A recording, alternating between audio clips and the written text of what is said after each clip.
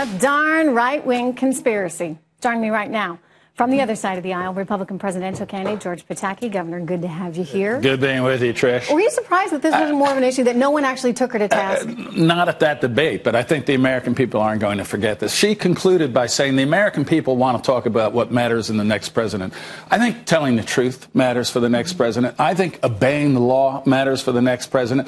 I think not jeopardizing American security by having a server in your bathroom which has confidential, top secret information of state secrets.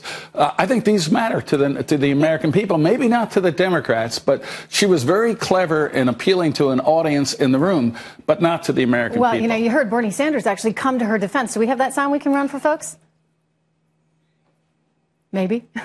Well, anyway, Bernie Sanders, I don't know. Do we? Maybe not. All right. Bernie Sanders coming out and basically saying, forget about the email. Enough with the email. I've heard enough of it already. And that's really the sentiment being echoed amongst many of the liberals right now. Many of the left, but it's simply because they want to win the election. And they know that Bernie Sanders is a basket case. And the only hope they have is Hillary. So as flawed as she is, as many laws as she has probably broken, as many times as she's looked the American people in the eye and said something she knew was untrue and we know was untrue, she's the only horse they have. So what are they going to do? They want to get beat. So that was a run for VP last night. Is that where, I mean, people well, no, I think Bernie Sanders actually believes that anything the Republicans do is inherently evil. I mean, that's just his belief, but I don't think that's what the American people think. I mean, that's the reality, Governor. He's hurting her by pushing her further and further to the left. No question. But she is hurting herself by going and doing that. You know, and I think Steve Moore hit it right on the head. The Democrats are saying the economy is great. Look at how well we've done over the last 7 years. But by the way, the middle class has been totally screwed. Well, whose economic policies have they been? They have been the policies of Obama and the Democratic left. They have hurt small businesses. They have hurt the middle class. They have seen the slowest recovery ever in American and she's in a tricky position because while Bernie Sanders can say, look, you know, I'll promise something different. I'll promise you socialism.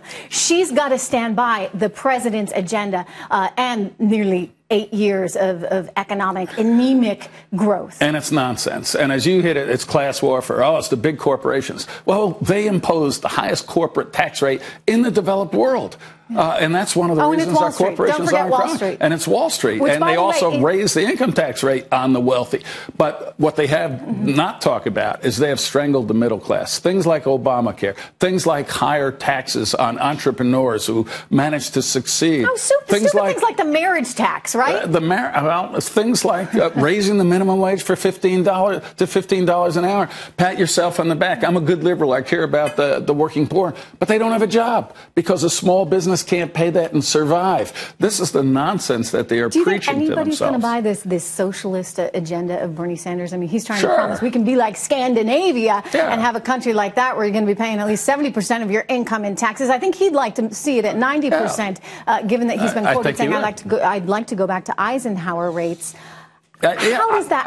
I don't know how that plays. I think people are going to buy it. 20% of the American electorate, which is why Hillary tries to switch. And she's the friend of the small business. Not really. Not if you look at her policy. She's the friend of the entrepreneur. Not really if you look at the regulatory and tax burden they've placed on them. And Obamacare. And not only Steve Morris. They didn't talk about growth. They never talked about the deficit that is strangling the American economic growth. They're going to have to give all these free things away when we're already losing $500 billion a year. You know, it's nice to give somebody something by borrowing it from somebody else. Let me just contrast this with what we saw at the Republican debate by CNN, the same network. You know, everybody was up there for hours. Everybody's sweating. They're duking it out. Was it a more peaceful kind of a conciliatory environment there? The one thing the Democrats can agree on is that they don't like Republicans. So to the extent they focused their attacks, it was on the Republicans. And I think that's smart tactic, but ultimately it's not going to connect with the American people because they don't want partisanship. They want solutions. Well, and I do think that, you know, as we started off this segment, fundamentally Americans believe in the opportunity for prosperity, and that's what this country offers. And if you take that away and you start moving increasingly towards a leftist socialist agenda, you're destroying incentives.